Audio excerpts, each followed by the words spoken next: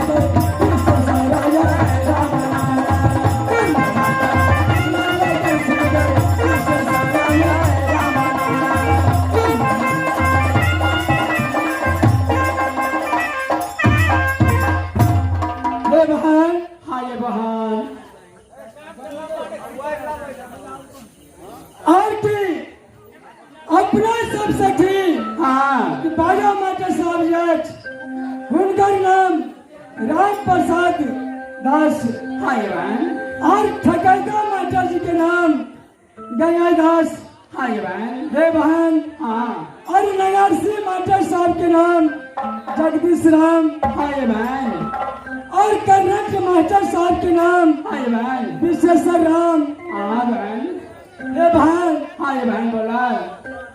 गाना चलता या हीरा का नमवा गए बाबा ने जागा पारा भी। गाना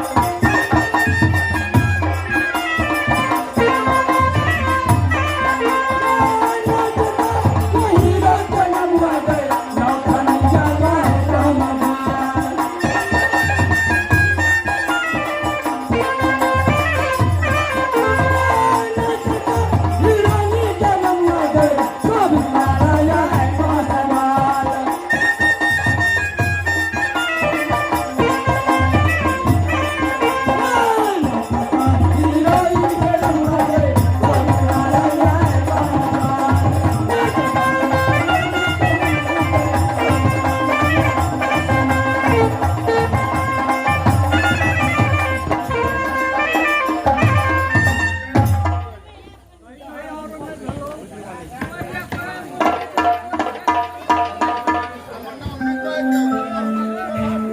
हे बहन।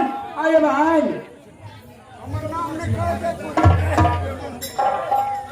और के अपना सबके नाच का हीरो साहब के नाम हाँ। कि नथनी पंडित। हाँ ये बहन। और नाच के हिरानी के नाम शोभित लाल पासवान। हाँ ये बहन। हे बहन। हाँ। और के जय दिन से अपना सब सखी हाँ। कि मृत्यु भवन में जन्म लेना अपना सब सखी के नित्य अभिलाष कि लालन बाग में जाकर के हाँ। फूल चुनच है बहन। क्या और बहन। बाबा भोलेनाथ की और माँ की जाके पूजा करती है बहन। क्या बहन। हे बहन।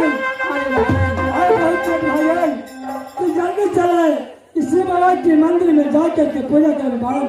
अवश्य बहन। चल। या बच्चा लिया माया चलिए के बहिना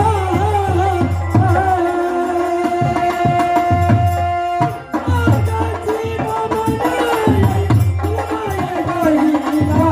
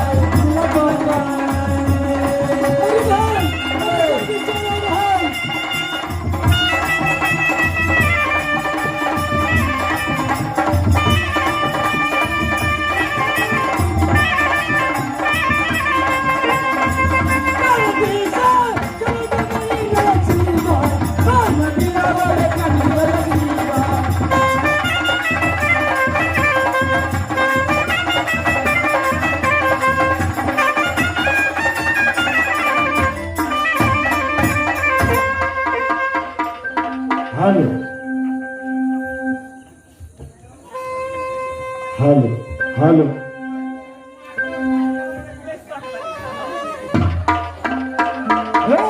જી સદા ભવાની દાહિને સન્મુખ રહે ગણેશ પાછુદેવ મિલ રક્ષા કરે તમારા બારામાં વિષ્ણુ મહેશ